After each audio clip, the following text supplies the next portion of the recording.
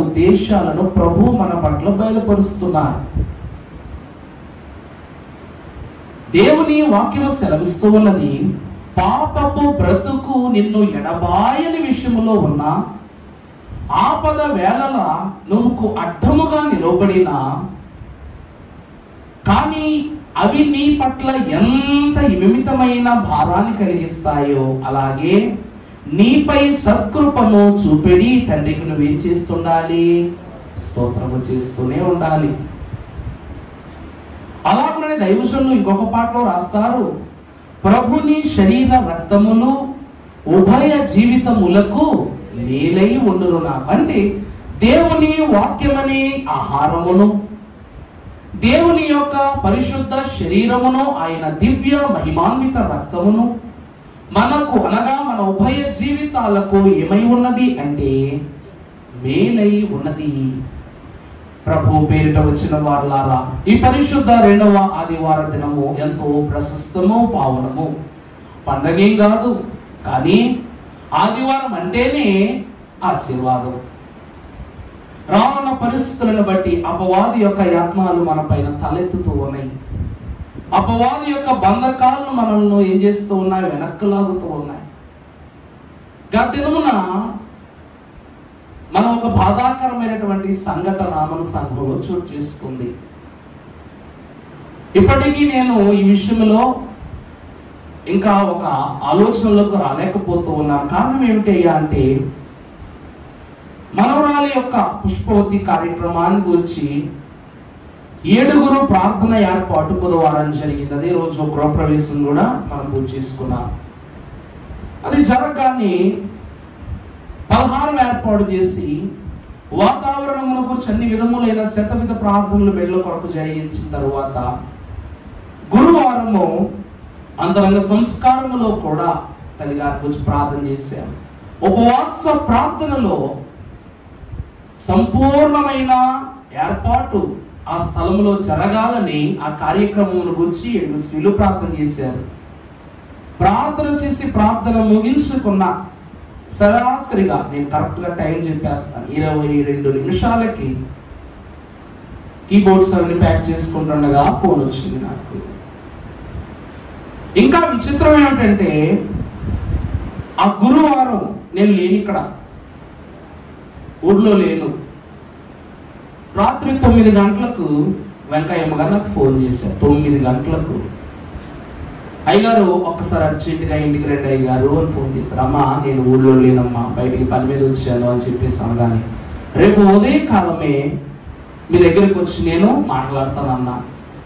అలా అన్నట్లుగానే సంఘస్థులకు పాటలు అవగానే స్తుతులు అప్పగించి నేను వెళ్ళాను కదమ్మా, స్తుతులు అప్పగించి వారి దగ్గరికి వెళ్ళిన తర్వాత, లేదు వారికి ఇంకా ఫంక్షన్కు సంబంధించిన షాపింగ్ అవ్వలేదు, తల్లి గారికి బట్టలు పొగలేదని సచివాణి గారు వచ్చి అమ్మగారిని షాపింగ్ తీసుకుని వెళ్ళారట. వెళ్ళిన తర్వాత అడిగాను ఎక్కడికి వెళ్ళారంటే, ఇలా షాపింగ్ వెళ్ళారని అని చెప్పారు. తిరిగి వచ్చి 7 ప్రార్థనలను ముఖ్యాంశంగా ఇస్సాక్ గారికి ఒక అంశం ఒకటి, వెంకయ్యమ్మ గారి మనవరాల అంశం ఒకటి పెట్టి ప్రార్థన చేస్తున్నాను. తరువాత ప్రార్థన అవగానే వెంటనే విన్నటువంటి మాట ఏమిటి అంటే, ఇలాగా తల్లిగారు ప్రభువులోనికి ప్రవేశించారు. ఏం జరిగింది, అసలు ఏమైంది అనే మాట చూస్తే, అందరికీ షాపింగ్ అయిపోయిందంట, ఇంట్లో అందరికి, పిల్లలు అందరికీ అయిపోయిందంట. తల్లిగారు ఒక్కరికి ఏం కొనలేదు. అందువల్ల అమ్మకు ఒక మంచి చీర కొనాలని కుమార్తె తీసుకుని జిఎల్ఆర్కి వెళ్ళారు. మన నిడద ఊళ్ళో వెళితే 2000 రూపాయల చీరలు చూపిస్తున్నారంట. చూపిస్తుంటే నాకెందుకు ఇంత కాస్ట్లీ చీర, నేను వయసులో ఉన్నదాన్నా, పోనీ ఈ చీరలు అంత మాట వేసుకుని నేను బయట తిరగగలనా, ఏదో ఫంక్షనల్గా ఆ రోజు వేసుకుంటాం, తర్వాత మరలా వేసుకోవడానికి లేదు అని చెప్పేసి అవతల వాడితో బేరం ఆడుతూ ఉన్న పళ్ళంగా కళ్ళు తెలేశారట. మాట్లాడుతూనే, అది కూడా మామూలు కూడా కాదు, గత ముందు దినము నాతో మాట్లాడినప్పుడు నీరసం లేదు, ఆ ముందు ప్రార్థన పెట్టించుకున్నప్పుడు వారిలో నీరసం లేదు, కానీ ఉన్న పడవగానే బలహీన పడిపోయారు. వెంటనే షాపింగ్ మాల్ ఓనరు వాళ్ళ వాళ్ళ కారు ఉంటే వెంటనే ఆమెను ఎక్కించుకొని శ్రీరామూర్తి గారు హాస్పిటల్ తీసుకెళ్లారన్నారు. కరెక్ట్గా 15 నిమిషాలు ఏమీ కాదండి బాగానే ఉందని చెప్తూనే సడన్ గా ఆక్సిజన్ పెట్టే సమయానికి ప్రాణం తీశారంట. దేవుని ప్రియబిడ్డలారా, ఈ మరణము, ఈ పరిస్థితి, ఇది కీడుతో కూడుకున్న ప్రయాణం అంటారా, మేలుతో కూడుకున్న ప్రయాణం అంటారా? చెప్పండి. వారు కుటుంబాన్ని గురించి ఇప్పటికైనా ఎన్నిసార్లు ప్రార్థన చేయించుకుని, ఇంటికి పిలిచి ప్రార్థన చేయించుకుని, ఎప్పుడు నా ఆరోగ్యం, ఎప్పుడు ఆయాసపడుతూ ఉండేవారు. ఎప్పుడు ఆరాధనకు వచ్చినా వారు ఆయాసపడుతూ ఉండేవారు. వారి గురించే ప్రత్యేకంగా నేను ఆరాధన రాజుగారికి అప్పచెప్తాను, బండేసుకుని తీసుకుని వచ్చేవారు, ఫోన్ చేస్తుండేవారు. ఒకవేళ వారు వచ్చేసిన రాగానే 2 గ్లాసులు వాటర్ తాగుతారు, ఖచ్చితంగా తాగుతారు. అంత ఆయాసం ఉంది. ఎంత వేదన శరీరము మీద ఉన్నా ఎప్పుడు నా ఆరోగ్యం గురించి ప్రార్థన చేయండి కానీ వాడు చెప్పలేదు. ఎప్పుడు పిల్లలు పిల్లలు పిల్లలు. దేవుని సంగమా, పరిచారక సంగమా, ఎప్పుడు ఒక మాట అంటారంట, దేవుణ్ణి కూడా ఏం చేయలేకపోవడం వల్లనే సాతాను యేసు ప్రభు మీదకి వచ్చి పడ్డాడు. తెలుసా అండి? యెహోవా దేవునిని ఏమీ చేయలేడు కనుక ఆయన కుమారుడైనటువంటి బిడ్డ అయినటువంటి యేసు ప్రభు మీద తన పన్నాగాలు పన్నాడు. పెద్దవాళ్ళని ఏమీ చేయలేడు కాబట్టి అపవాది ఏం చేస్తాడంట, పిల్లల మీదకి వచ్చి పడుతుంటాడు. అలాగే వారి కుటుంబంలో బిడ్డలైన వారి మీద అపవాది పడతదేమోనని ఎప్పుడూ బిడ్డల గురించే ప్రార్థన చేయించేవారు. ఇక్కడ అందరి తల్లులకు అట్టి అనుభవమే. అలాగున అనుభవములు సాగుతూ బిడ్డలను నిలబెట్టుకున్నారు. వారు నిలబడిన సమయానికి వారు వెళ్ళిపోయారు. ఇది మేలైనటువంటి నిద్ర లేక కీడుతో కూడుకున్న నిద్ర? మీరే చెప్పాలి, చెప్పండి అమ్మా. ఇది మేలైన నిద్ర లేకపోతే మేలు కాని నిద్ర? ప్రభుని శరీర రక్తములు వారి ఉభయ జీవితములకు ఏమై ఉన్నవి? మేలుగా ఉన్నవి. దైవజనుని యొక్క ప్రియబిడ్డలారా, ఇక్కడ వాక్యము స్థిరవిస్తూ ఉన్నది. పరిశుద్ధ లేఖన భాగములో ఒక అమూల్యమైనటువంటి మాట కొరింథీయులకు రాసిన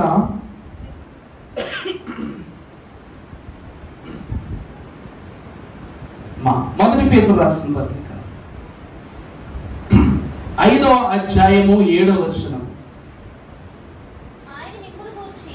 ఆయన మిమ్మును గూర్చి చింతించుచున్నారు గనుక మీ చింత యావత్తును ఆయన మీద వేయి. తరువాత నిబ్బరమైన బుద్ధి గలవారై మెలకువగా ఉండుడి. మీ విరోధి అయిన అపవాది గర్జించు సింహము వలె ఎవరిని మృంగుదునా అని వెదకుచూ తిరుగుచున్నాడు.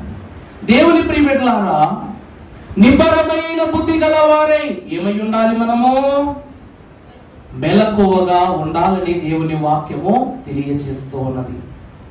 ప్రతి కుటుంబంలోనూ తల్లిదండ్రులకు బిడ్డలను గురించే మెలకు ఉంటుంది తప్ప వారిని గురించి వారు ఎప్పుడు ఆలోచన చేయరు. యేసు క్రీస్తు ప్రభు వారు మనను గురించి ఆలోచన చేశారు, తండ్రిని గురించి ఆలోచన చేశారు. ఇక్కడ వాక్యం ఏం చెప్తూ ఉన్నదంటే, తల్లిదండ్రులే ఎప్పుడు బిడ్డల గురించి ఆలోచించడం కాదు, బిడ్డలు కూడా తల్లిదండ్రుల గురించి ఆలోచించాలి. అందుకే కుటుంబ ప్రార్థన అనేది ఒకటి ఏర్పాటు చేశాడు దేవుడు మనకి. తల్లిదండ్రులు బిడ్డలను గురించి, బిడ్డలు తల్లిదండ్రులను గురించి, కుటుంబము దేవుని రాజ్యముల గురించి ఎప్పుడు ఏమై ఉండాలి? కృతజ్ఞులై ఉండాలి. కనుక అలా ఉన్నవారే మెలకువతో ఉన్నట్లు. కుటుంబం అంటే ఎవరు? బిడ్డలేనా? తల్లిదండ్రి. తను అన్ని చోట్ల ఉన్నప్పటికీ అందరికీ తానే తండ్రిగా కనపరచబడలేని పక్షాన ప్రతి ఒక్కరికి తల్లిని తండ్రిని ఏర్పాటు చేశారు ప్రభువు. అటువంటి ప్రభువు మనకి ఎటువంటి బుద్ధినిస్తూ ఉన్నారు? నిబ్బరమైన బుద్ధి. అది ఎటువంటి బుద్ధి అండి? నిబ్బరమైనటువంటి బుద్ధి అనగా అపవాది ఏ ప్రక్క నుండి ఏ రూపములో ఎలా వచ్చినా సరే దానిని పసిగట్టగలిగే తలంపే ఈ నిబ్బరమైన బుద్ధి. మెలుకోనిచ్చేది. కొన్నిసార్లు చూడండి, సెక్యూరిటీ పనిచేసేటువంటి వాళ్ళు ఉంటారు. మన వర్షాల రాజశేఖర్ గారు సెక్యూరిటీ డిపార్ట్మెంట్ లో హెడ్ గా ఉంటున్నారు. ఆయన ఫ్రెండ్స్ లో రిలయన్స్ డిపార్ట్మెంట్ లో కదండి, రాజమండ్రిలో. మన మాటకు వెళ్తాం కదా దానికి అనమాట. వారికి మంచి వసతులను ఆ కంపెనీ వారు కల్పించారు. ఎందుకు కల్పించారు? వెళ్ళగానే ఏసీ రూమ్ ఇస్తారు మనకే, పనిచేసే వాళ్ళకి. ఏసీ రూమ్ సంపాదించుకుని స్టాఫ్ అందరినీ కంట్రోల్ చేసేటువంటి పరిస్థితి దేవుడు వారికి ఇచ్చారు అంటే వారు ఎంత పనితనముతో వ్యవహరించి ఉండాలి. దేవుని పట్ల మెలకువగలిగినటువంటి వారు లోకము పట్ల కూడా మెలకువతోనే ఉంటారని వాక్యం చెప్తూ ఉంది. కానీ నువ్వెంత మెలకువగా ఉన్నా నీ పగవాడు నీ పక్కనే ఉంటాడు, నీ చంకనెక్కే ఉంటాడు. అయిగా రాశారా లేదండి? అందరూ ఒకసారి పాడతారా? మెలకువగనుండండి ప్రియులారా, మీ మీదకేనున్నది ప్రియులారా. మెలకువగనుండండి ప్రియులారా, మీ మీదకేనున్నది ప్రియులారా. పక్కనే ఉన్నాడు పగవాడు, మన చక్కికి చేరెను చనిగాడు. పక్కనే ఉన్నాడు పగవాడు, మన చక్కికి చేరెను చనిగాడు. మెలకువగనుండండి ప్రియులారా, మీదకేనున్నది ప్రియులారా, మీదకేనున్నది ప్రియులారా. పక్కనే ఉన్నాడు పగవాడు, మన చక్కికి చేరిన శనిగాడు. ఆ శనిగాడు ఎన్నో రకాలుగా రావచ్చు, ఎలాగైనా రావచ్చు. ఇలా ఎంతో మంది యొద్దకు పలు కారణాల రూపములో అప్పులుగాను, తిప్పలుగాను, పాపముగాను, విచారముగాను, దూషణగాను, చెడు మార్గముగాను, చెడు వ్యసనాల ద్వారా ఏదోలా రావచ్చు. ఎవరు పుట్టుకతో బెడ్లకు మందు అలవాటు అవుతాటండి? పుట్టుకతో చెడు మాటలు అలవాటు అవుతాయా? పుట్టుకతో చెడు నడత అలవాటు అవుతా? ఏదో ఒక రూపములో ఎవరో ఒకరు రాకపోరు, ఎవరో ఒకరు చెప్పకపోరు, ఎవరో ఒకరు వాడిని చెడులోకి తీసుకొనకపోరు. పక్కనే ఎక్కడ ఉంటాడంటాడు? పక్కనే. కానీ పక్కనే ఎలా ఉంటాడు, ఎవరిలా ఉంటాడు, ఏ రకాలుగా ఉంటాడు, పసిగట్టగలిగే నిబ్బరమైన బుద్ధిని మనము దేవుని యొద్దను సంపాదించుకోవాలి. మనం ఒకసారి వాక్యం చదువమ్మా. మొదటి పేతురు రాసిన పత్రిక 5వ అధ్యాయము 8వ వచనం చదువమ్మా. నిబ్బరమైన బుద్ధి గలవారై మీ విరోధియగు అపవాది ఎవరిని మృంగుదుమా అని వెదకుచూ తిరుగుచున్నాడు. చదువుమా. లోకమందున్న మీ సహోదరుల యందు ఈ విధమైన శ్రమలే నేర్పుచున్నవి అని ఎరిగి విశ్వాసమందు స్థిరులై వారిని ఎదిరించుడి. మీరు అట్టి అపవాదిని ఏ రీతిగా ఎదిరించాలట? విశ్వాసమునందు స్థిరులై వానిని ఎదిరించుడి. దేవుని యందు ప్రియబిడ్డలారా, నాకు ఒక మాట చెప్పండి. ఇప్పటి వరకు నాకు కలిగిన శ్రమల్లో, ఎన్నో శ్రమలు పుట్టినప్పటి నుంచి శ్రమగా పడుతున్నాం. ఇన్ని శ్రమల్లో నేను కొద్దో గొప్ప ఓ 10వ పరకు అయినా జయించుంటానయ్య గారు అన్న ఒకసారి చేతులెత్తండి. శ్రమను సహించుకున్నవాడు ధన్యుడు అన్నారు, కరెక్టే. మరి శ్రమను జయించిన వాడు ధన్యుడు కాదా? మరి అలాంటి జయాలు ఎందులోనూ కలగలేదా మనకి? చెప్పండి. మరి అన్నం చెయ్యొద్దమ్మా. సన్నిధిలోనే అన్ని పరిష్కారం మగును తెలుసుకోమన్నారు. ఇంతకాలం సన్నిధి చేస్తున్నారు, మరి ప్రయత్నమే.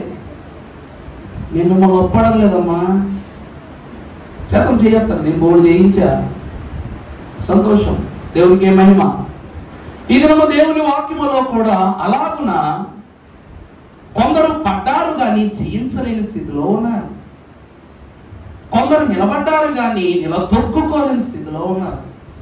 అలా కొందరు చాలా మంది ఉన్నారు. కానీ ప్రాముఖ్యముగా మనకు పరిచయం ఉన్న కొందరిని వాక్యములో అపవాది ఏ ఏ రూపాలలో వారిని మృంగాడు ఒకసారి దేవుని వాక్యంలో చూద్దాం. ఆదికాండము 3వ అధ్యాయము 2వ వచనం చదువుకుందాం. అందుకు స్త్రీ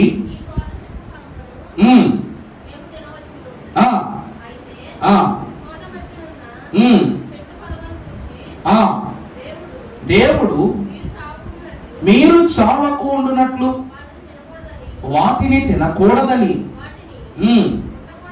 ముట్టకూడదని. చాలండి. ఎందుకు సర్పమును గూర్చినటువంటి మాటలు దేవుని వాక్యములో అంత ప్రత్యేకంగా రాయబడి ఉన్నవంటే, మొదటి వచనంలో చూస్తే దేవుడైన యెహోవా చేసిన సమస్త భూజంతువులలో సర్పము యుక్తి గలది. ఏ జంతువుకి తెలివితేటలు పెట్టలేదంట. దేని పెట్టాడు దేవుడు? సర్పానికి యుక్తిని పెట్టాడు. తగు మాత్రమున ప్రతి పరిస్థితులను ఎదుర్కొనగలిగే యుక్తి, తగు మాత్రమున ఎవరినైనా తన వశము చేసుకునే యుక్తి. ఇప్పుడు చూడండి, పావును అడిగితా ఉన్నప్పుడు అక్కడ పెద్ద పెద్ద కోతులను అడిచిన జనం ఉండరు, కానీ పావులు అడిచే చోట జనం చాలా మంది ఉంటారు. ఎప్పుడైనా చూసారా మీరు? చూడలేదా సర్కస్ లో? అయితే ఖచ్చితంగా మీ భర్తలు తీసుకెళ్తా మిమ్మల్ని హాలిడే ట్రిప్స్ కి. నిజంగా కదండి. మా ఫ్రెండ్ ఇప్పుడు ప్రస్తుతానికి యుక్రేనియాలో ఉన్నాడు, రష్యా ప్రాంతంలో ఉన్నాడు. అతడు మాతో చదువుకున్న కాలంలో MBA అమ్మాయిని ప్రేమించాడు. వాళ్ళ ప్రేమను పెద్దలు గౌరవించి పెళ్లి చేశారు. ఇద్దరికి ఉద్యోగాలు వచ్చినాయి, అక్కడ వచ్చినాయి. మేమందరం ఫంక్షన్లో అడిగామన్నమాట, ఇక అమ్మాయి నువ్వు ఇట్లా, వీడేమో నల్లగా ఉంటాడు, వీణ్య గొప్పగా చదువుతాడంటే అంతా లేదు, మరి ఏమో చూసి ప్రేమించావమ్మా అని చెప్పానంటే వాడు పెద్ద పెద్ద ప్రామిస్ చేసాడంట. ఏమిటంట? వీకెండ్ వస్తే నీకెంత కావాలంత షాపింగ్ చేయిస్తా, నీకెంత కావాలంటే అంత ఖర్చు పెడతా, నీకేది కావాలంటే అది కొని పెడతా, నిన్ను ఎప్పుడు నేను క్వీన్ లా ప్రిన్సెస్ లా చూసుకుంటా అని పెద్ద పెద్ద పెద్ద పెద్ద మాటలు ఇచ్చాడంట.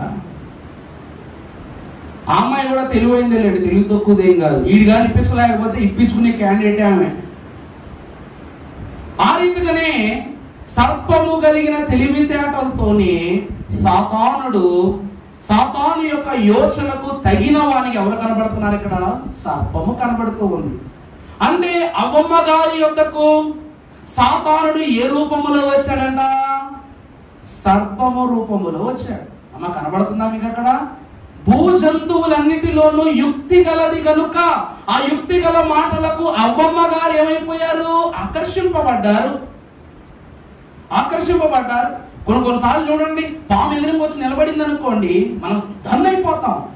భయముతో కావచ్చు, ఏదైనా కావచ్చు, అయిపోతాం అక్కడికక్కడ. పాము కనబడిందంటే మనకి మొన్న దేవప్రభు గారి ఇంటి దగ్గర పాము చంపాం. వారు అలాగే నిలబడిపోయి పాము పాము అన్నారు. తర్వాత వాళ్ళ అబ్బాయి వచ్చి ఆ పాముకి సమాధి పెట్టాడు అనమాట.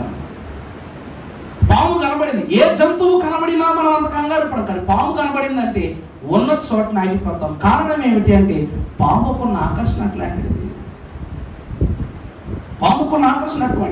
రోజు ఆదాము అవ్వలైనటువంటి వారు రాత్రిపూట దేవునితో సహవాసం చేసేవారు. అవ్వమ్మ మాట్లాడేది, ఆదాము మాట్లాడేవాడు. ప్రభుతో సాయంకాలపు చోట ముచ్చటించిన తర్వాత ప్రభు పగలవగానే వెళ్ళిపోయేవారు. ఆదాము గారేమో సృష్టి నిర్వహణ నిమిత్తం వెళ్ళిపోయేవారు. భూమండలాన్ని అప్పగించారు కదా. మరి అవ్వమ్మ ఇంట్లో ఉండి ఒకటి ఏం చేస్తుంటది? రోజు తింటమే. అప్పుడా డైలీ సీరియల్ లేవు ఈ రోజు ఉన్నట్లు. ఈరోజు డైలీ సీరియల్ ఉంటే ఇంటి దగ్గర మా ఆయన ఉన్నా లేకపోయినా ఒకటే కదా.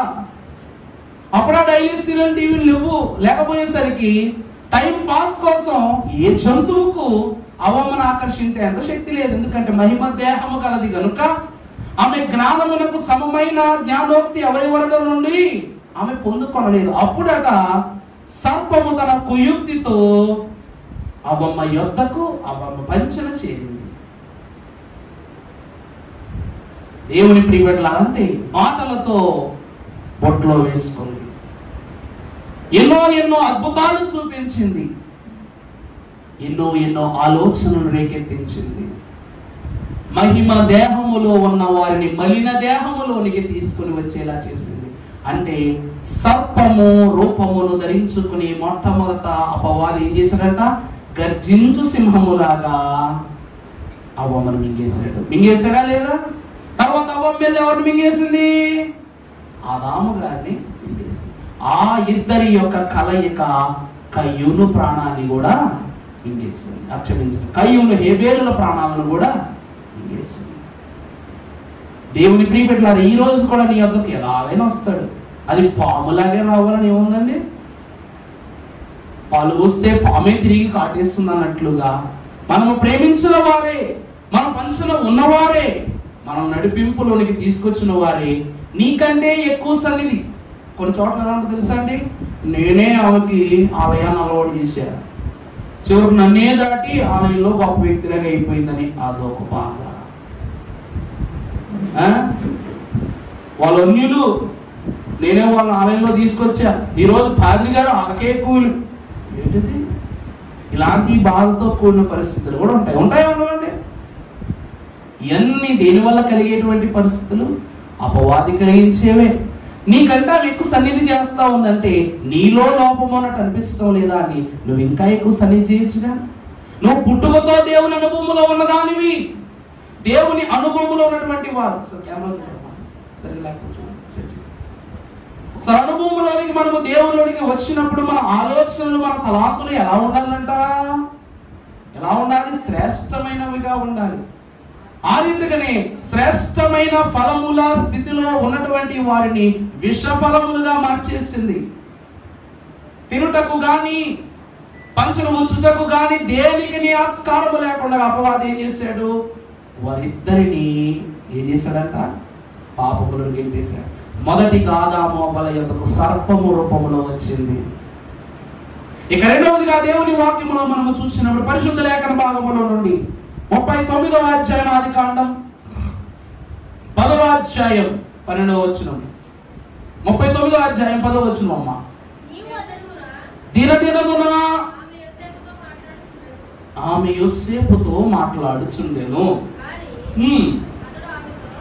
అతడు ఆమెతో శయనించుటకైనను ఆమెతో నుండుటకైనను ఆమె మాటను విన్నవాడు కాదు. అట్లుండగా ఒకనాడు అతడు తన పని మీదకి ఇంటి లోపలికి వెళ్ళినప్పుడు ఇంటి మనుష్యులలో ఎవరునూ అక్కడ లేరు. అప్పుడు ఆమె అతని యొక్క వస్త్రమును పట్టుకుని తనతో శయనించుమని అతడు తన వస్త్రము ఆమె చేతిలో విడిచిపెట్టి తప్పించుకుని బయటకు పారిపోయాడు. చాలండి. భక్తుడైన యోసేపు గారు చాలా ప్రత్యేకమైనటువంటి వారు. చాలా అంటే చాలా ప్రత్యేకమైనటువంటి వారు. ఎవరు ఎంత ఒత్తిడి పెట్టినా ఓర్చుకోవటం యోసేపుకున్న గొప్ప లక్షణం. అంతే తప్ప ఓర్చుకునేవాడు కానీ ఏ రోజు ఎవరిని తిరిగి పల్లెత్తి మాట అనేటువంటి వారు కదా. అందుకే యోసేపు ఐగుప్తు చెరంత భారం పెట్టినా, రాజ్యభారం పెట్టినా, అధికార భారం పెట్టినా, పరలోక భారమే పెట్టినా యోసేపు గారు ఏం చేసేవారండి? భరించేవారే కానీ ఏం చేసేవారు కాదు. ఏం చేసేవారు కాదండి. సరే నా పాప ఏం చేసేవారు కాదంట. నేను చెయ్యను, నేను ఉండను, నేను వెళ్ళను అనేలాంటి మాటలు ఏవి ఎప్పుడు చెప్పేవారు కాదు. భక్తుడైన యోసేపునకు దేవుడిచ్చినటువంటి వాగ్దాన జీవితం ఏమిటి అంటే దేనినైనను దర్శన రూపములో చూడటమే. భక్తుడైనటువంటి యోసేపు గారు తన యజమానునిగా ఎవరైతే ఉన్నారో ఆమె భార్య, పొతీఫరు భార్య, అతనిని మోహిస్తూ ఉన్నదన్న విషయం అతనికి తెలియదా? చెప్పండమ్మా, తెలియదా? ఎన్నిసార్లు ఆమె లొంగ తీసుకున్నటకు యోసేపును ఆమె ఏం చేసినా ఇబ్బంది పెట్టిన అతడు ఏం చేసేవాడు కాదంట, మాట్లాడేవాడు కదా. అక్కడ రాసింది స్పష్టంగా, దినదినము ఆమె యోసేపుతో మాట్లాడుచుండెను కానీ అతడు ఆమెతో శయనించుటకైనను ఆమెతో ముచ్చటించుటకైనను నుండుటకైనను ఆమె మాట విన్నవాడు కాడు. దేవుని ప్రియమిట్లారా, ఇక్కడ ఎప్పుడైనా ఇప్పుడు పాస్టర్ గారు నేననుకోండి, నేను ఇంకా వివాహం కాలేదు కాబట్టి సంఘ పెద్దలైనటువంటి వారు కానీ కుటుంబీకులైనటువంటి వారు ఒక ప్రత్యేకమైనటువంటి మాటలు చెప్తారు. ఏమిటది? సేవలో ఉన్నాం, మనము నీతిగా ఉన్నప్పటికీ అపవాది ఏదో ఒక రకముగా చెడు నడతను కలిగిస్తాడేమో, చెడు మాటలు పుట్టిస్తాడేమోనని ఒకరింటికి వెళ్ళినప్పుడు ఇంకొకరు తోడు తీసుకున్నాను. అందుకే నేనేం చేస్తా, దైవ కృపకరాలు అబ్బాయి తీసుకుపోతా ఎప్పుడు ఏడపోయినా. ఎందుకంటే సాక్ష్యం, నన్ను గూర్చిన సాక్ష్యం. దేవుని ప్రియమిట్లారా, ఆ రీతిగానే ఇక్కడ యోసేపునకు దేవుడే సాక్ష్యం. అందుకే పొతీఫరు భార్య యొక్క చెడు నడతకు సాక్షిగా దేవుడు ఉన్నాడు కాబట్టి పొతీఫరుకు యోసేపు నీతిని గురించి తెలుసు. అంటే ఇక్కడ యోసేపు యొద్దకు ఎలా వచ్చిందంట సాతాను అతని నీతిని నాశనం చేయడానికి? పొతీఫరు భార్య ఎలా వచ్చింది? అమ్మలో తల్లులు, తల్లి కెమెరాలు కదిలిపోతుంది నాన్న, మీరు ఆనందరమన్నారు. పొతీఫరు భార్య వలే వచ్చిందట.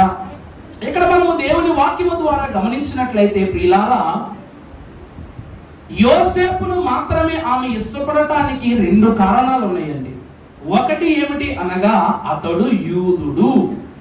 యోసేపు ఎవరండి? యూదుడు. ఇక రెండవది ఏమిటి అనగా అతడు నీతిమంతుడు. అతడు ఎవరండి? నీతిమంతుడు.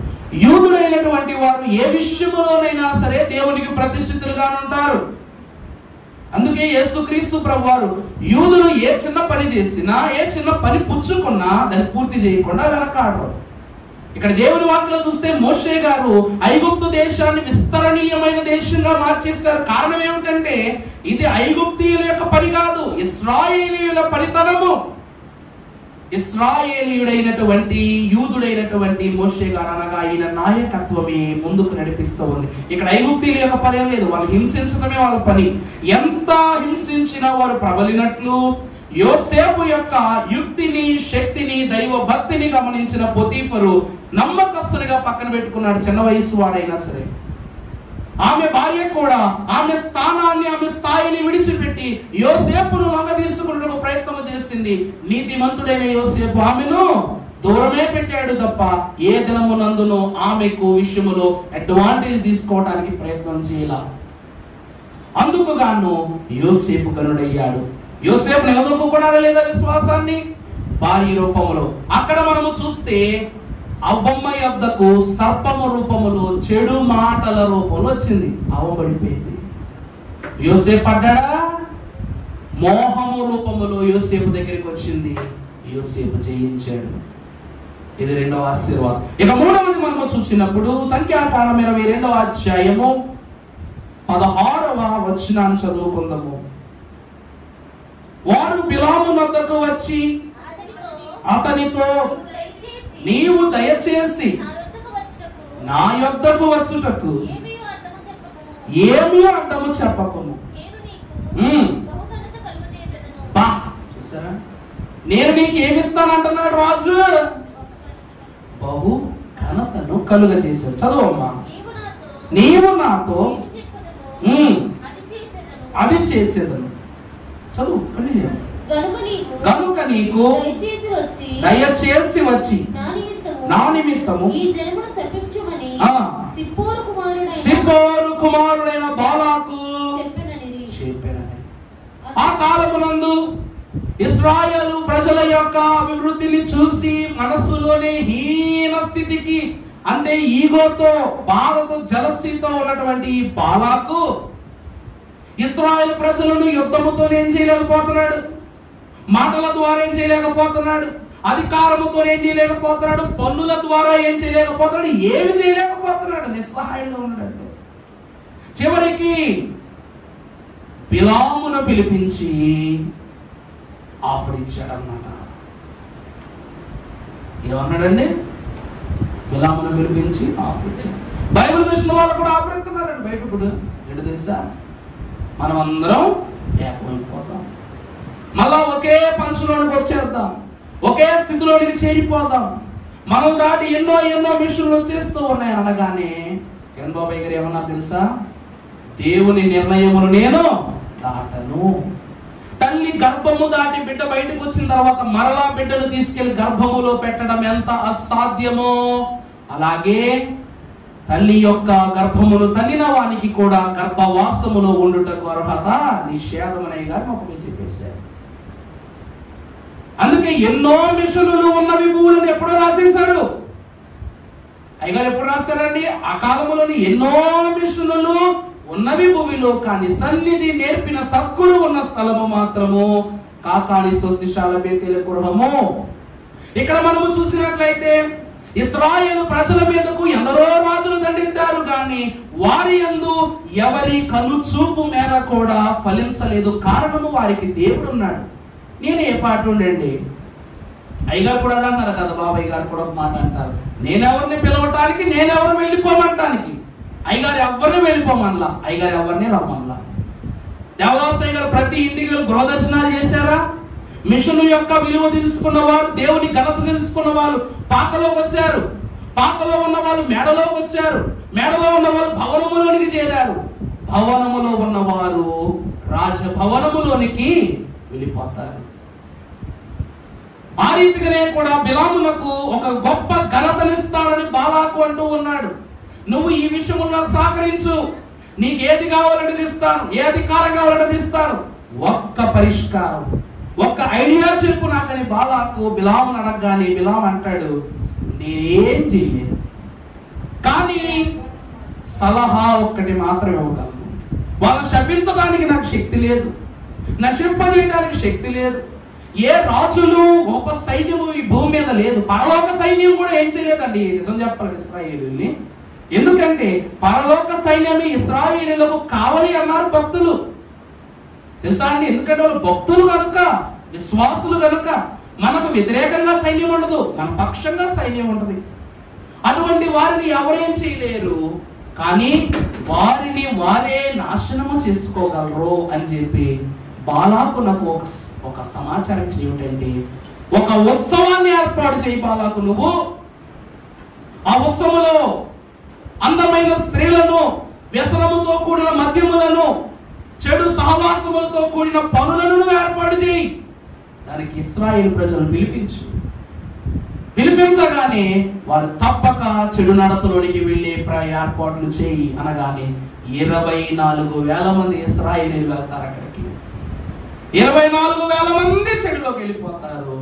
దేవుని అగ్ని వారిని బూడిదగా మార్చేస్తుంది.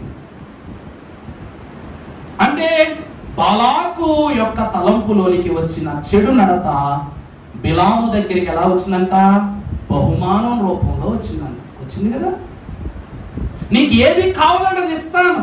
ఈరోజు చూడండి అమ్మా, కొంతమంది పరిస్థితుల్లో చూసుకుంటే వాళ్ళకి కావాలి అని ఫిక్స్ అయితే చాలు, ఎంతైనా సరే పెళ్లి పెట్టుకునేసుకుందాం అనుకుంటారు. వేలం పాటలు వేస్తారు చూసారా? సేమ్ ఆ దినమున దేవుడు ఒక పక్క వేలం వేస్తే బాలాకు ఒక పక్క వేలం వేసాడు. అప్పుడు ఈ బిలాము ఎవరు వేలంలో పడిపోయాడు చెప్పండి? బాలాకు వేలంలో పడిపోయాడు. ఒక పక్క దేవుడు తూకము, ఒక పక్కన లోకము యొక్క తూకము, బహుమానము అనే తూకములోకి బిలాము దూరిపోయాడు. అంతే 24,000 మంది ఇశ్రాయేలు యొక్క మరణానికి కారణమయ్యాడు ఒక్క బహుమానం కోసం. అలా అపవాది బహుమానం రూపంలో మీ దగ్గరికి వస్తుంది. కొన్నిసార్లు చూడండి, ఆ ఇన్ఫర్మేషన్ నాకు ఎవరా 10,000 ఇస్తా, వాడి గురించి నాకు ఏమైనా వివరం చెప్పరా 5,000 ఇస్తా, లేక నీ అప్పు తీరుస్తా, ఇట్లాంటి మాట్లాడినట్టుంటే. మిషన్ గురించి కూడా బయట అలా చేసేవాళ్ళు ఉన్నారన్నమాట. అయ్యగారు ఏమన్నా తెలుసా, ఈ పని చేస్తే వారికి డబ్బు వస్తుంది, ఈ పని చెయ్యని వారికి దీవెన వస్తుంది అన్నారు. ఈ పని చేస్తే వాళ్ళకి డబ్బు వస్తుంది, పని చేయని వారికి దీవెన వస్తుంది, ఈ పని చెయ్యాలను తలంపు పుట్టించుకున్న వారికి శాపం వస్తున్నారు. ఈరోజు దేవుని పనిలో ఉన్న మనము కూడా దేవునికి మాత్రమే నిబద్ధత చూపించాలి, కానీ లోకములో దేని మీద మనం ఏం చూపించకూడదు.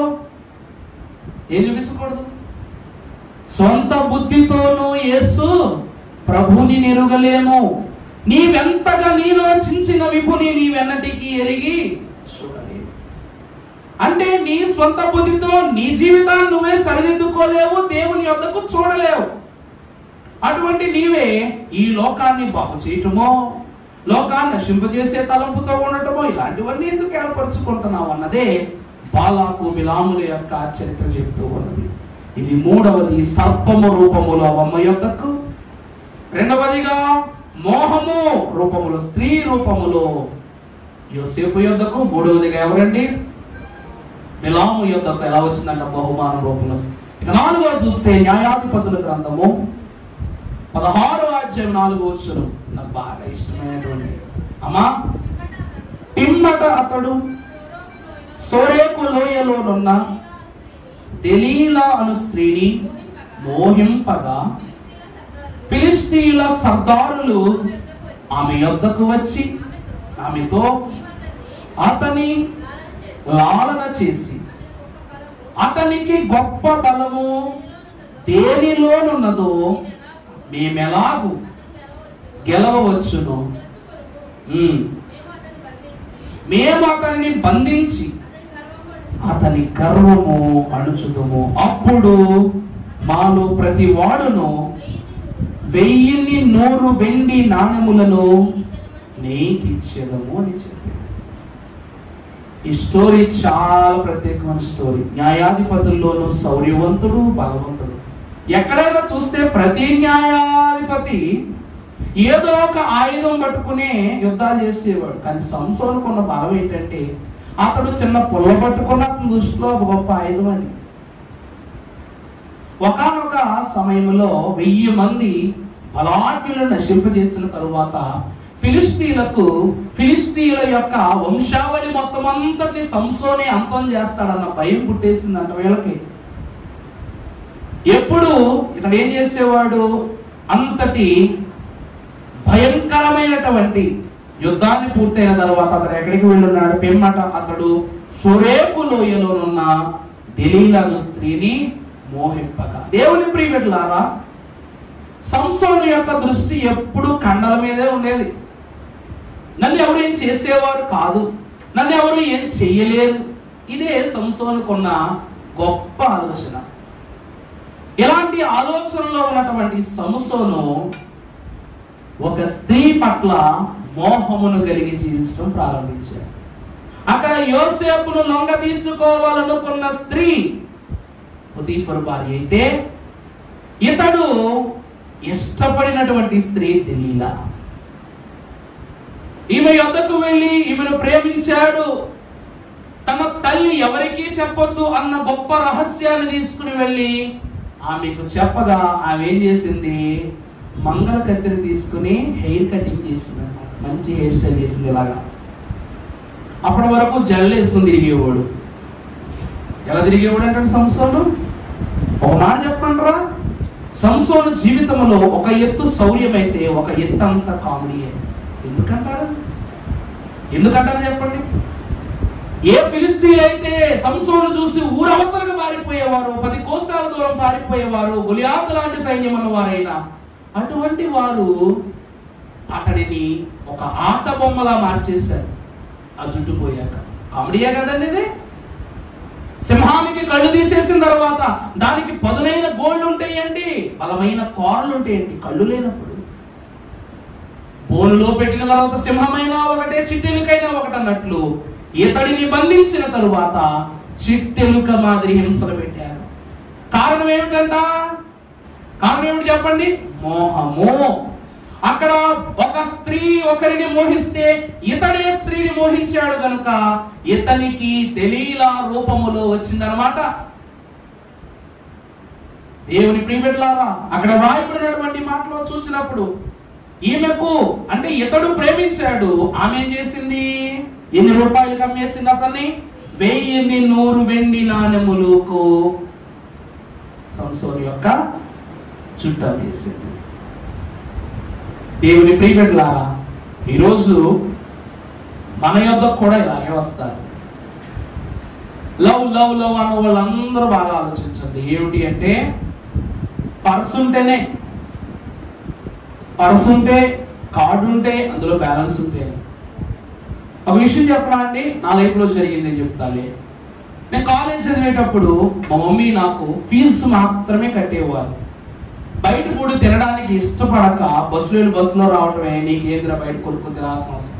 కానీ ఎప్పుడు నా ఫ్రెండ్స్ క్యాంటీన్ నుంచి ఫ్రైడ్ రైస్ తెచ్చుకునేవారు. అది పెద్దగా వరల్డ్ కప్ సైజులో ఉండదు, ఇంత కప్పు ఉంటుంది. మన పిల్లలకు భోజనం పెడతాం, సిర్లాక్ పెడతాం, అంత కప్పు ఉంటుంది. అంత కప్ ఫ్రైడ్ రైస్ 40 రూపీస్ ఉంది అనమాట. ఎందుకంటే మన షుగర్ ఎక్కువ పెడతారు కదా. అలాంటి చిన్న బౌల్లో ఫ్రైడ్ రైస్ ఇచ్చేవాడు. మా ఫ్రెండ్స్ దాన్ని గంట తినేవారు, లంచ్ బెల్ గంట ఉంటుంది కాబట్టి. ఆ గంట సోదేస్తూ ఒక 10 రూపాయల డ్రింక్ బాటిల్ తాగుతూ మాట్లాడతారు. వాళ్ళు అక్కడ తాగుతూ ఉంటారు, మనం చూస్తూ ఉంటాం. నా క్యారేజ్ పెట్టేది, నేను క్యారేజ్ తినేవాడిని కదా. ఎందుకంటే రోజు పప్పు ఉండేది. మా అమ్మ పప్పు బలం అంట. ఈ కాలం పప్పు ఎవడు అంటలా. అందువలన ఒకరోజు నా ఫ్రెండ్ ఒకటి పక్కకు వచ్చి, అరే బావా నా బర్త్డే రా బావా, అందరికి పార్టీ ఇస్తున్నాను రా, ఇదిగో మన వాళ్ళందరికీ తీసుకొచ్చి అనగానే తెచ్చుకుని తిన్నాం. అప్పుడు అలవాటు మొదలైందనమాట. రోజు మమ్మీని పీడించేసేవాడు, మమ్మీ నాకు 40 రూపీస్. ఇలాగా ఈ హింస పెరిగి మమ్మీ ఇచ్చేది కాదు, నేను వదిలేవాడిని కాదు. ఫ్రెండ్స్ నామోష్ కదా అంటారు ఒక్కోసారి, ఏంద్రా మీ మమ్మీకి 40 రూపీస్ కూడా ఇవ్వదా అంటారు. ఖర్చు పెట్టేవాడికి ఏం పోయింది, సంపాదించేవాడికి తెలుస్తుంది అన్నట్లు మొదలయ్యేది రచ్చ ఇంట్లో. ఇలాగున్న పరిస్థితుల్లో మా గ్రూప్లోనే 4 అమ్మాయిలు ఉండేవారు. మేమందరం ఒక గ్రూప్ అన్నమాట, బ్యాచ్ కింద ఉండేవాళ్ళం. అందులో ఒక అమ్మాయి నాకు ఇంకొక అతనికి మిగతా తీసుకునేవాళ్ళు కాదు, మాకు ఎప్పుడు ఖర్చు పెట్టేదాం. బాగా డబ్బులోని పిల్ల, మాకంటే వయసులో పెద్దవే, మంజు అని అక్క పేరు అనమాట. ఆమె CA చేసిన తర్వాత బీటెక్ లో జాయిన్ అయ్యింది. ఆ అక్క ఎప్పుడు ఖర్చు పెట్టేది. మేము బయటికి వెళ్తామంటే ఆమె స్కూటీ ఇచ్చేది ఎప్పుడు. అంత ప్రీతికరంగా అక్క ఉండేది. ఇక విచిత్రం ఏమిటంటే అక్కను ఒకరు ఏర్పించారు, మేము గొడవ పెట్టుకుని చితకబాధ చేసుకున్నాం కూడా. ఈ విషయం అంతా ఎందుకు చెప్తూ ఉన్నానంటే, మన కొరకు ఒకరు ఏదైనా ఒక వస్తువునిచ్చినా లేక 1 రూపాయి ఖర్చు పెట్టినా మనకు వాళ్ళ మీదకి ఏమొస్తుంది? ఒకటి గౌరవం, గొప్ప స్నేహము, ప్రేమ, ఇలాంటి ఎన్నో ఆలోచనలు వచ్చేస్తాయి. మనల్ని ఎవ్వరూ పట్టించుకోవట్లేదు, ఒక్కడే పట్టించుకుంటున్నట్టే వాడి కోసం ఏమైనా చేసేస్తాం మనం. స్నేహం మొదలైపోయింది. బర్త్డేలకి, ఫంక్షన్లకి, ఇంటి ఫంక్షన్లకి, పెళ్లి కూడా మమ్మల్ని అందరూ పిలిచింది. ఇలాగా ఒక గొప్ప స్నేహం ఏర్పడింది. ఆమెకు విరోధిగా ఉన్న వాళ్ళు మనకి విరోధులే, ఆమెకు ఫ్రెండ్ కింద ఉన్న వాళ్ళు మనకు ఫ్రెండ్స్. ఇలాగున ఇతడు ప్రేమించాడు గనుక, ఎవరు? సంసోను దిలైలాను మోహించాడు గనుక ఆమెకు ఇష్టమైనది ఏదైనా సరే అతనికి ఇష్టమే. ఎక్కడికి పిలిస్తే అక్కడికి వెళ్తాడు, ఏది పెడితే తింటాడు, ఎక్కడ ఉండమంటే అక్కడ ఉంటాడు, నోటి మీద వేలేసుకోమంటే వేలేసుకుంటాడు. ఆ ఫిలిస్తీయుడు వదిలేయి అని చెప్పిందంటే ఏం చేస్తాడు? వదిలేస్తాడు. కారణం ఏంటంట? ప్రేమించాడు కాబట్టి. దేవుని ప్రియమిత్రులారా, అంతే నీ యొద్దకు వచ్చిన వాని యందు నీ పట్ల గొప్ప ప్రేమ చూపించగానే నీకు నిజమైన ప్రేమ. అప్పటి నుండి ఇంట్లో నేను కయ్యం పెట్టుకునేవాడు అన్నమాట. ఇంట్లో అమ్మా ఎప్పుడు బక్కబజం చేసేవాడు అనమాట.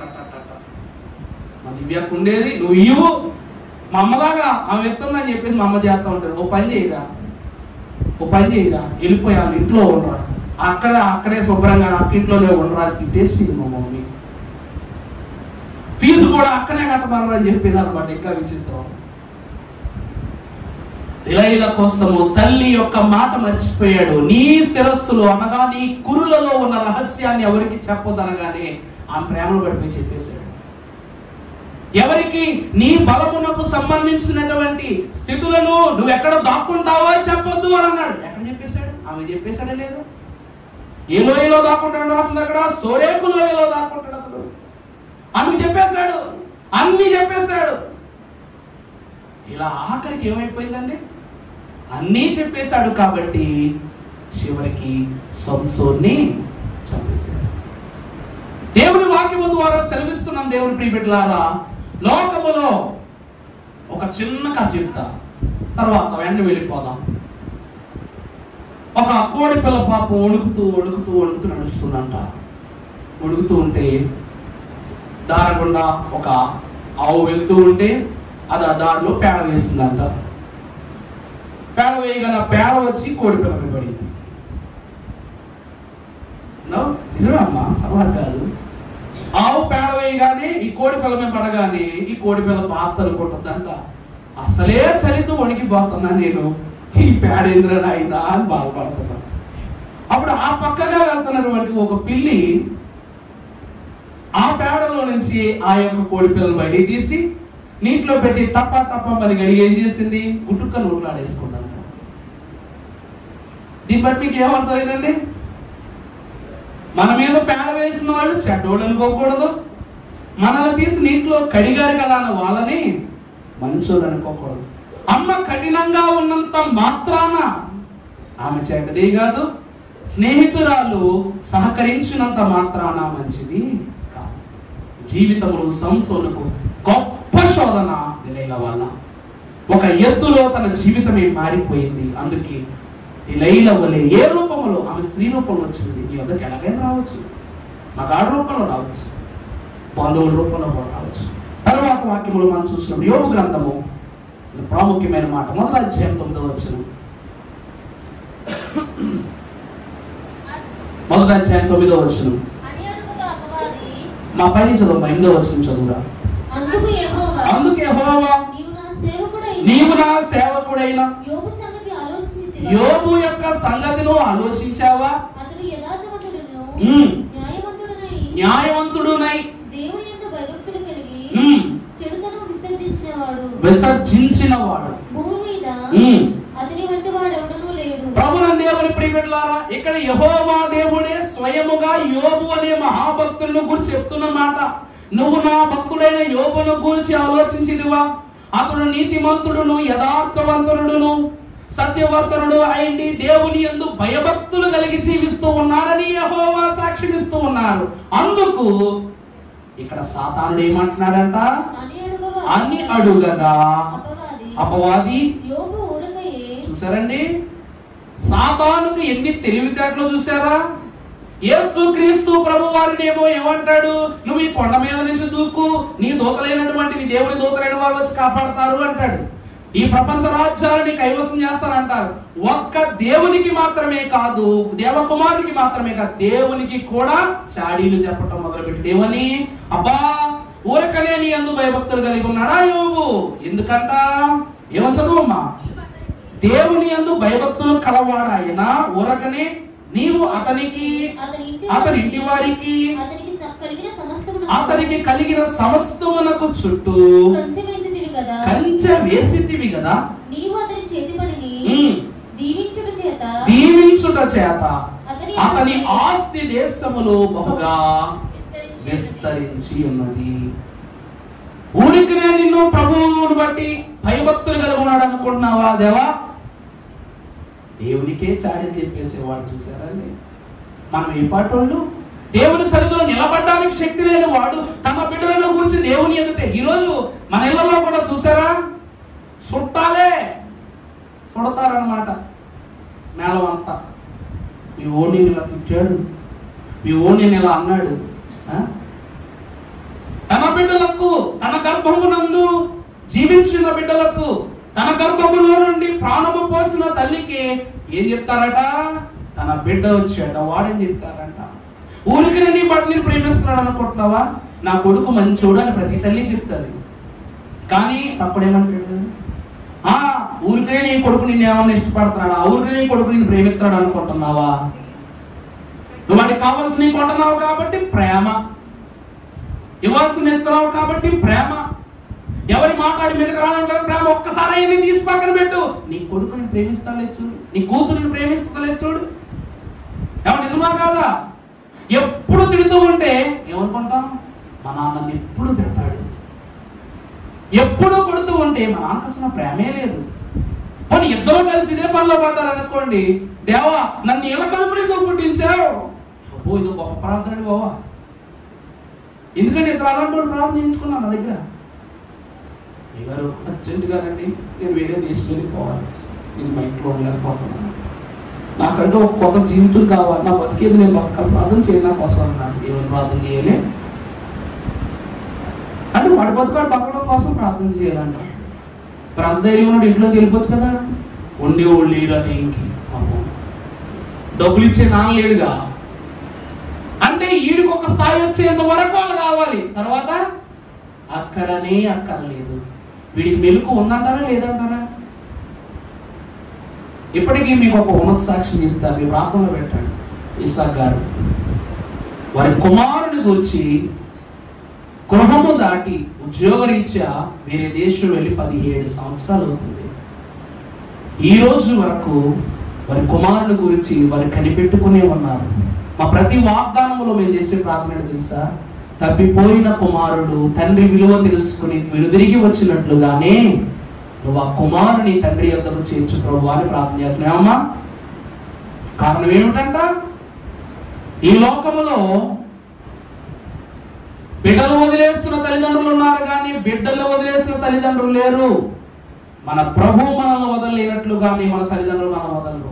ఇక్కడ దేవుని వాక్యములో చూసినట్లయితే యెహోవా దేవుడు తన రక్షణ కంచెను యోబు చుట్టూ ఉంచాడు. కారణమే అందుకే నీ బిడ్డ నిన్ను ప్రేమిస్తున్నాడు అని అపవాది అంటున్నాడు.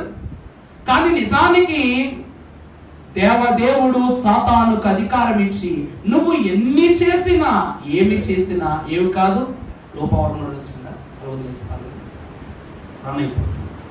ఏమన్నారట?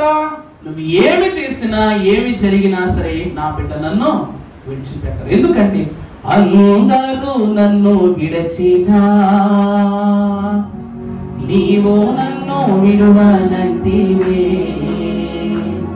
నా తల్లియు నీవే, నా తండ్రియు నీవే, నా తల్లి తండ్రి నీవే యేసయ్యా, నా తల్లియు నీవే, నా తండ్రియు నీవే, నా తల్లి తండ్రి నీవే యేసయ్యా.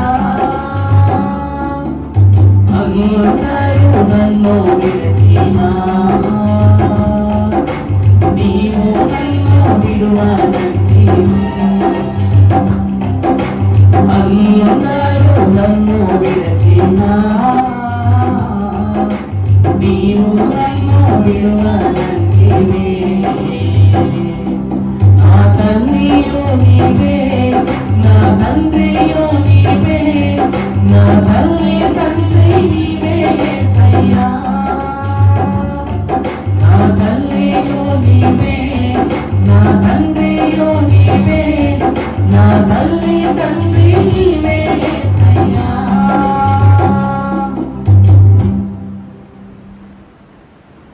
దేవుని ప్రియమిత్రులారా, యోబు ప్రభువును వదిలేయాలన్న తలంపు అపవాది పుట్టించిన యోబు వదలలేదు, దేవుడు కూడా ఏమన్నాడు ప్రభు అండి? నువ్వు అతని నుండి ఏమైనా తీసుకో, నేను అన్నిటికీ అధికారం ఇస్తున్నా నీకు, కానీ అతని ప్రాణమును మాత్రము నువ్వు పుట్టకూడదు. బిడ్డల్ని కొడతాంగా చంపుకుంటావా? బిడ్డలు తిడతాంగా నెట్టేస్తావా? బిడ్డలు బాగు చేస్తాం కానీ పాడు చేస్తావా? ఎవరున్నారు తల్లిదండ్రులు? ఎవరు లేరు.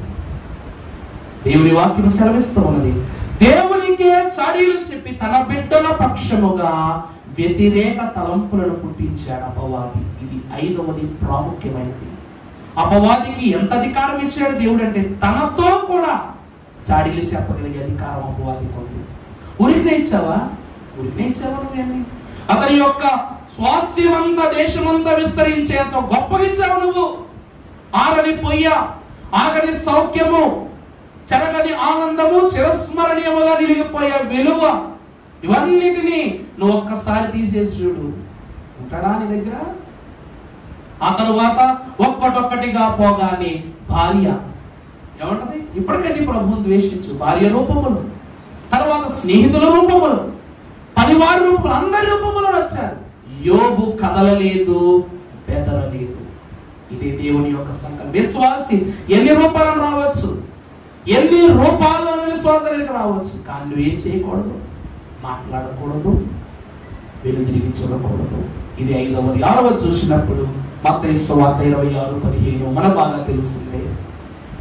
నేనాయనను అప్పగించిన ఎడల నాకేమి ఇద్దురని వారిని అడిగెను, అందుకు వారు 30 వెండి నాణెములు తూచి దానికి వారికి ఇచ్చింది. తర్వాత వాడప్పటి నుండి ఆయనను అప్పగించుటకు చాలండి. దేవుని ప్రియమిత్రులారా, ఇక్కడ బాగా నాకు నచ్చినటువంటి మాట ఆ వచనం రాశారు.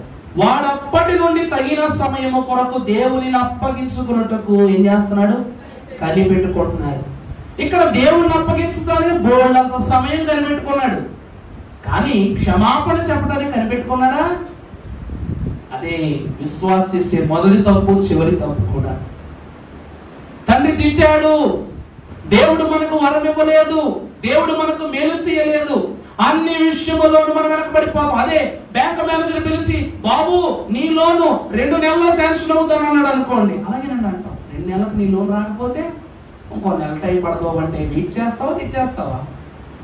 చెప్పడమ్మా, వెయిట్ చేస్తావా మేనేజర్ తిట్టేస్తావా? ఏంటంటే మేనేజర్తో పని తింటూ ఊరుకుంటాడా? మరి దేవుడిచ్చేటువంటి ఆనందము, ఆశీర్వాదము, సౌఖ్యము, సంతోషము నీకు ఇవ్వటానికి 1 రోజు పట్టొచ్చు, 2 రోజులు పట్టొచ్చు, అక్కడ వరకు కూడా పట్టొచ్చు, కానీ ఇస్తానన్నాడుగా. ఇస్తానన్నాడా లేదా? ఇప్పుడు ఒక తల్లి ఇంట్లో భోజనం వండుద్ది, తనకు ఆకలేసినప్పుడు భర్తకి బిడ్డలకి ఎందుకు వండుద్ది? పిచ్చిదల్లాగా. ఆమెకు ఆకలి తాము వండుకోవచ్చుగా. ఆమెకు కలిగిన ఆకలే బడిలో నుండి వచ్చే బిడ్డలకు కలుగుతుంది, పని చేసుకుని వచ్చే భర్తకి కలుగుతుంది. ఇంటికి ఎవరైనా వస్తారేమోనని ఒక ముద్ద ఉంచమండి. కారణం ఏమిటంట? తనకు కలిగిన ఆకలి తన ఇంటికి వచ్చే వారికి ఎవరికైనా కలగవచ్చు అని ముందస్తు జాగ్రత్తగా ఒక గ్లాసు బియ్యం పెట్టింది. 4 గరిటెలు కూర ఎక్కువ ఉండొద్ది. అలాగే ఇక్కడ చూసినట్లయితే దేవుడైన యెహోవాను అప్పగించుటకు ఇతడు ఏ రీతిగా అయితే ముందస్తు సమయము కొరకు కనిపెట్టుకున్నాడో, సిలువ యొద్దకు వెళ్ళి క్షమించు ప్రభు అని అడగటానికి కనిపెట్టుకోలేని పక్షాన ధనాపేక్ష ఇతన్ని దారిద్ర్యములోకి నెట్టేసింది. దేవుని ప్రియబిడ్డలారా, ఇక్కడ మనము చూసినట్లయితే యూదా చాలా మంచోడు. నిజం చెప్పినాడు, యూదా చాలా అంటే చాలా మంచోడు. ప్రభు పిలిస్తే పేతురు వచ్చాడు, ప్రభు పిలిస్తే యోహాను వచ్చాడు, కానీ ప్రభు పిలవకుండానే యూదా వచ్చాడు. ప్రభు నన్ను నీ శిష్యునిగా చేర్చుకో అని. అతడే వచ్చాడు, అతడే మాట్లాడాడు, అతడే చేరాడు, గొప్ప స్థానం సంపాదించుకున్నాడు. స్థానాన్ని నిలబెట్టుకోలేకపోయాడు. పిలిచిన శిష్యులు గొప్పవాళ్ళు కాదు, పిలవకుండా వచ్చిన వాడు అసమర్థుడని కాదండి. కానీ పరిస్థితి రీత్యా యుక్తి గలవాడిని మాత్రమే సాతాను ఎంచుకుంటాడు. నీ యొద్దకు మిమ్మల్ని పాడు చేయడానికి వచ్చేవాడు తెంగరోడు కాదు, తెలివైనోడు. అబ్బమ్మ యొద్దకు సర్పము గాను. పొతీఫరు మంచోడు, కానీ పొతీఫరు భార్య తెలివితేటలుగా ఉంది. ఎలా నింద మోపాలో తెలుసు ఆమెకి.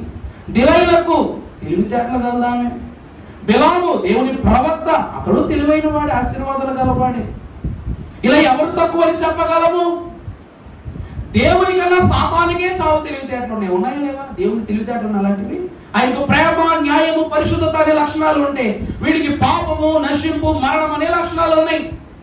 ఇలాగ ఇక్కడ కూడా చూస్తే అందరి శిష్యులు ప్రభువు చెప్పినది చేస్తే, యోధా మాత్రము తనకు నచ్చినది చేస్తాడు గనుక నచ్చినది చేసే శిష్యుని తన గుప్పెట్లో తెచ్చేసుకోండి. కేవలము వెండి నాణాలకు ప్రభువు నమ్మేంత చికాకు వ్యక్తి యోధా అంటే ఎవ్వరు నమ్మరు. ఎందుకంటే బంగారపు కాసులు దాసిన చేతులయ్యి, కానీ బంగారము లాంటి దేవుని చెయ్యిని వదిలేసింది. దానికి కారణం ఏమిటంటే ప్రభువు పక్కకు తప్పుకుంటే ప్రభు స్థానం నాకు వద్దనుకున్నాడు. అనుకున్నాడా లేదండి? ఎందుకో తెలుసా? ప్రభువుని చంపేస్తారని కూడా యోధా అనుకోలేదని. పాపం శిక్షణ వదిలేస్తారు, 4 దెబ్బలు కొడతారు, అతడి నోటి చేత ఇతడు దేవుని బిడ్డ కాదని చెప్పిస్తారు అనుకుని 30 వెండి నాణాలకు అమ్మాడు. ఎందుకంటే అతడు ఎవరికి అమ్మాడంట? ప్రధానులకు మాత్రమే అమ్మాడు. ప్రధానులకు చంపే అర్హత ఉందా? లేదు. కానీ ఆ ప్రధానుల యొక్క తలంపులో యేసు మరణమును కళ్ళ చూడాల తలంపు ఉంది. అది యోధాకు తెలియదు. ప్రభువును తీసుకుని వెళ్ళాల్సిన ప్రతి పురములో. అందుకే యోధా చిన్న శిక్షనే ఒప్పుకున్నాడు. ప్రభువు లేకపోతే, ప్రభువును దాన్ని దూషిస్తే ప్రభు తర్వాత నన్నే నిలబెట్టుకుంటారు శిష్యులు గొప్పవాడి కింద ఆశపడ్డాడు. స్థానము కోసం ఆశపడ్డాడు, స్థానమే లేనుడైపోయాడు. కారణం ఏంటండి? అతని యొద్దకు ధనము రూపంలో వచ్చింది. అయిగా ఏమన్నా తెలుసా? ధనధాన్యముల వల్ల దారిద్ర్యము వచ్చును, దేవుని మహిమ రాజ్యము యొక్క రక్షణ అబ్బదు నీకు అన్నారు. ధనధాన్యం వల్ల ఏమొస్తుంది నీకు? దారిద్ర్యమే వస్తుంది, కానీ మోక్ష ఫలం ఎలా అబ్బుద్ది నీకు? ఇలా 6 మార్లుగా భక్తులైన వారిని హింసించాడు. ఆఖరిగా విశ్వాసం దగ్గర కూడా ఎలా అవుతాడో చెప్పనా? పరిశుద్ధ గ్రంథంలో మీరు చూసినట్లయితే 2వ కొరింథీయులకు రాసిన పత్రిక 11వ అధ్యాయం 14వ వచనం ముగించుకుందా. ఇది ఆశ్చర్యము కాదు, సాతాను తానే వెలుగు దూత వేషము ధరించుకొనుచున్నాడు గనుక వాని పరిచారకులను నీతి పరిచారకుల వేషము ధరించుకొనుట గొప్ప సంగతి. నీ దగ్గరికి ఎలా వస్తాడు? ఇప్పుడు జరుగుతలేదా పరిస్థితులు? నీ చుట్టంలా వస్తాడు, నీ స్నేహితుల్లో వస్తాడు, నీ బంధువుల్లో వస్తాడు, నీ ప్రియుల్లో వస్తాడు, అయ్యగారుల్లో కూడా వచ్చేస్తాడు. Time has lapsed, everything is shut down అన్నారు. అంటే అర్థం ఏంటో తెలుసా? కాలం చాలా ఫాస్ట్గా అయిపోతుంది, నీ టైం కూడా షట్ డౌన్ అయిపోతుంది. ఎందుకంటే ఈ రోజులో మ్యాజిక్లు చేసేవాళ్ళు కావాలి, లాజిక్లు చెప్పేవాళ్ళు అక్కర్లేదు. ఈ రోజుకి ఆలయాలు సజీవం ఎందుకునే తెలుసా అండి? కొన్ని మార్లు మాత్రమే నేను ప్రొజెక్షన్ వేస్తున్నాను. కారణం ఏమిటంటే ప్రొజెక్షన్కి అలవాటు అయిపోయారంటే ఇక ఈ వాక్యం మీద మీకేముండదు, ఆలోచనే ఉండదు. ఇది బాహ్యపూర్వకముగాను జరిగేటువంటి ప్రక్రియ గాని అంతరంగముగా నీలో ఒక బొమ్మ కనబడాలి. అర్థమవుతుందా అండి? నేను గోడ మీద వేసే బొమ్మను నువ్వు కళ్ళతో చూడు, నీ హృదయములో నువ్వు నిర్మించుకునే బొమ్మ ఆత్మ చూస్తుంది. వెలుగుతోత కూడా ఇలాగే వస్తాడు. ఈరోజు జరగట్లేదా? Video conference జరగట్లేదా? ఎంత భయంకరమైన తెలుసా? ధవళ సింహాసన తీర్పు అనే ఒక తీర్పు ఉంటుంది. దేవుని ఎదుట నిలబడాలి. నిలబడినప్పుడు ఈ పక్కగా పాదిని పెట్టుకుంటాడు, ఈ పక్కన సాతాను పెట్టుకుంటారు. ప్రభు ఎదురుగా సంఘ విశ్వాసం నిలబడతాడు. ఏమంటాడు? ఏమాయ్ ప్రభు అంటాడు. అయ్యా ప్రభు నాకు అయ్యా చెప్తాను. ఇవి నీ సంఘ విశ్వాసాలు అంటే మిమ్మల్ని అందరినీ కళ్ళతో చూస్తాడు కాబట్టి చెప్పగలను నేను. మరి ఎక్కడో హైదరాబాద్ లో ఉన్న సంఘం, ఇక్కడ వీడియో కాన్ఫరెన్స్ పెట్టా. నా బొమ్మ మీకు కనబడదు కానీ మీ బొమ్మ నాకు కనబడద్దా? అప్పుడు ఏంటి పరిస్థితి? నువ్వు పలానా ఆదివారం వచ్చావో లేదో తెలియదు, పలానా రోజు ప్రాంతంలో ఉన్నావో లేదో తెలియదు, నీ కుటుంబం వచ్చిందో లేదో తెలియదు, నువ్వు విందు అందుకున్నావో లేదో కూడా తెలియదు. కొంతమంది ఇంకా విచిత్రం, ఈ రోజు బైబిల్ మిషన్ యొక్క వ్యవస్థ హీనస్థితిలోకి రాలా. కిరణ్ బాబు గారు మాకు ఒక గొప్ప మాట చెప్పారు. మేము ఎప్పుడు మనసులో అనుకున్నాం, అయ్యగారే ఆ విషయాన్ని మాకు పరిష్కారం చేసి ఏమిటంటే, అయ్యగారికి సుమారు క్రీస్తు దేవాలయం అంటూ గొప్ప సంఘాలు దేవుడు ఏర్పాటు చేశారు సస్యాలను బట్టి. అంతమంది విశ్వాసులకు ప్రభు సంస్కారపు విందు ఎలా ఇస్తారు? మీరు గతంలో కాకాని స్వచ్ఛాలు ఇప్పుడు కూడా అదే పరిస్థితి. ఏంటంటే స్వచ్ఛశాల కార్యక్రమం మొత్తం పూర్తయ్యాక, స్వస్థ ప్రార్థన పూర్తయ్యాక విశ్వాసులు బయటకు వస్తున్నప్పుడు నూనె బాటిల్స్తో కొడతారు. గుర్తుందా అండి? గుర్తుందా ఈ క్రమం? అది చూసినప్పుడు అప్పుడు గుర్తొచ్చి మేము క్లాసు చెప్పిన గుర్తొస్తే మా మనసులో ఈ ఆలోచన వస్తుంది. ఇప్పుడు మాట్లాడుకునే వాళ్ళం మేము మా బ్యాచ్మేట్స్తో. ఎంతమందికి అయ్యగారు సంస్కారాలు ఇస్తారు? పాదశుద్ధి క్రమం చేయాల్సి వచ్చిన ఎంతమందికి ఎలా చేస్తారు? ఏంటి దీని వెనకాల కిటికీ ఏంటంటే అయ్యగారు ఒకసారి చెప్పారన్నమాట. కొన్ని చోట్ల పాస్టర్ గారు ఇలా పట్టుకుంటాడు గ్లాసు, సంఘం కూడా ఇలాగే పట్టుకోవాలంట. రొట్టెలో పట్టుకుంటాడు, సంఘం కూడా రొట్టెలో పట్టుకోవాలి. ఆయన ఇలా తాగుతాడు, అలాంటినే తాగాలంట. మరి లెక్కలలో ఇది ప్రభుని విందవుద్దా? రోజు నువ్వు నీ చేత్తోనే భోజనం చేస్తావు, అదే చేత్తోనే తల్లి వడ్డిస్తేనే కుటుంబానికి ఆశీర్వాదం. అంతే కదండి? తల్లి వండితేనే. ఎందుకంటే బిడ్డలకు వండే ప్రతి తల్లి ఆరోగ్యవంతమైన భోజనం వండుతే గాని అనారోగ్యవంతమైన భోజనం వండదు.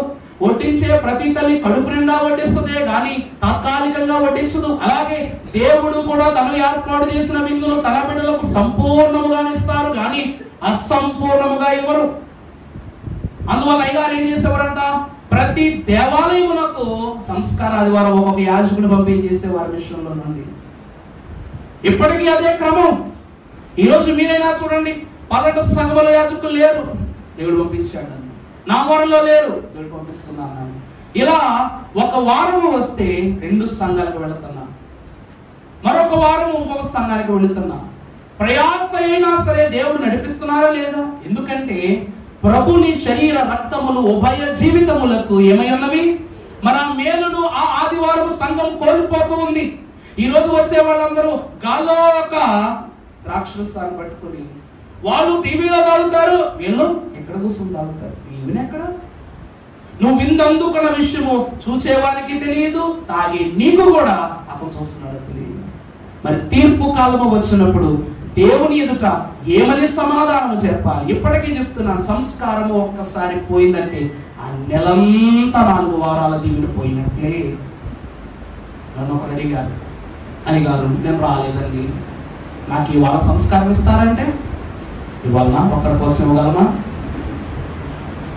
దేవుడు రెండవ రాకడాన్ని ఎందుకు ఏర్పాటు చేశాడో తెలుసా అండి? ఆయన అందరినీ తీసుకురావడానికి. ఆయన తలుచుకుంటే మూడవ రాకడే ఉంటుంది, నాలుగవ రాకడ ఉంటుంది, 30వ రాకడ ఉంటుంది. కానీ ఏక మనస్సు, ఏకాత్మ, ఏక శరీరము, ఏక తలంపు, ఏక రాజ్యం అన్నట్లే ఏక ఆరోహణము కూడా దేవుడు మనకిచ్చారు 10-15. అలాగే ప్రతి నెల ఏక విందే, అద నెలంతా దీవెన. ఈ పద్ధతిని మార్చే వాళ్ళు వస్తారంటున్నాడు దేవుడు. వెలుగు వేషములో కొంతమంది ఏం చేస్తారు, అమ్మ నువ్వు తీసుకోలేదమ్మా రా అంటారు. క్రమమా కాదండి. ఇస్కరియోతు యూదా కూడా ప్రభు వడ్డించారు. విందులోంచి వాడు వెళ్ళిపోయాడు, ప్రభు వెళ్ళిపోమన్నారా? అతనే వెళ్ళిపోయాడు. అంటే విందును తిరస్కరించినటువంటి వారు నిందా కలిగిన వారగుదురు. దేవుని వాక్యం ద్వారా తెలియజేస్తున్నా, మీ యొద్దకు వచ్చేవాడు ఇలా ఉంటాడంట. ఏమని? కనుక వారి పరిచారకులను నీతి పరిచారకుల వేషము ధరించుకొనుట గొప్ప సంగతి కాదు, వారి క్రియల చొప్పున వారి కంతము. చూసారా? ఇలాంటి వేషాలు వేసుకొచ్చే వాళ్ళందరికీ ఒక అంతము, ఒక కాలము రాబోతున్నది. వారికి అంతము కలుగుతుంది. వారిని అనుసరిస్తే మనము కూడా అంతములోకి చేరిపోతాం. దేవుని ప్రియ సంఘమైన వారులారా, ఈ దినాల్లో అబద్ధ బోధకుల రూపంలోనికి వస్తారు.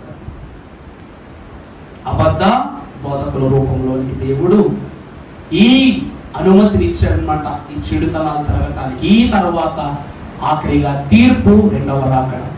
ఇంకా చాలా మంది భక్తులు ఉన్నారు, కానీ ప్రాముఖ్యముగా దేవుని చేత, దేవుని వాక్యములో ప్రాముఖ్యముగా మోసగింపబడిన వారు వీరి సాతాను మోసగించిన.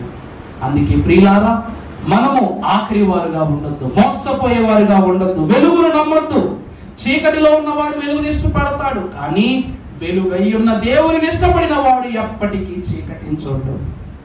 దేవుని నామము ద్వారా ఈ ప్రత్యేక దినమున, రానున్న దినాల్లో రెండవ రాకడ, అపవాది ఏ రూపములో వచ్చినా వారి నిజ స్వరూపము కనిపెట్టి శక్తిని, యుక్తిని, జ్ఞానమును, తలాంతులను తండ్రి శ్రేష్టముగా మనకు అనుగ్రహించును గాక. ఆమేన్. తండ్రి దేవా, నీకే వందనములు. నీ నడవడికలు మేమున్నాం, నీ వాక్యములో మేమున్నాం. ఫలించే ప్రతి పుష్పము సువాసన వెదజల్లునట్లు విస్తరిస్తున్న నీ వాక్యము మహిమ వర్ణనీయమైన భాగ్యములను వెదజల్లగలిగే భాగ్యం ఇవ్వండి. తల్లులైన వారి మనస్సులో బిడ్డల యొక్క ప్రేమ స్థానము చెరగనట్లు నీ వాక్యములో మా స్థానము సుస్థిరము చేయండి. నడిపించండి, బ్రతికించండి, ఓదార్చండి. ఏమార్చబడకుండా నీ వాక్యము చేత మమ్ములను పరిమార్చి వేయమని పరాక్రమశాలియను పరమ దీవెన నిర్మాణకుడైన యేసు క్రీస్తు ప్రభు అతి శ్రేష్టమైన నామమున మిక్కిలి వినయముగా బ్రతిమలాడి వేడుకొనుచున్న మా ప్రియ పరలోకపు తండ్రి, ఆమేన్. ప్రభు దీవించి సకల ఈవులతో అపవాది ఏ బంధకములో నుండి, ఏ ప్రక్క నుండి వచ్చినను అతన్ని పసిగట్టి జయించగలిగే శక్తిని, జ్ఞానమును ప్రభు మనకు దయచేయును గాక.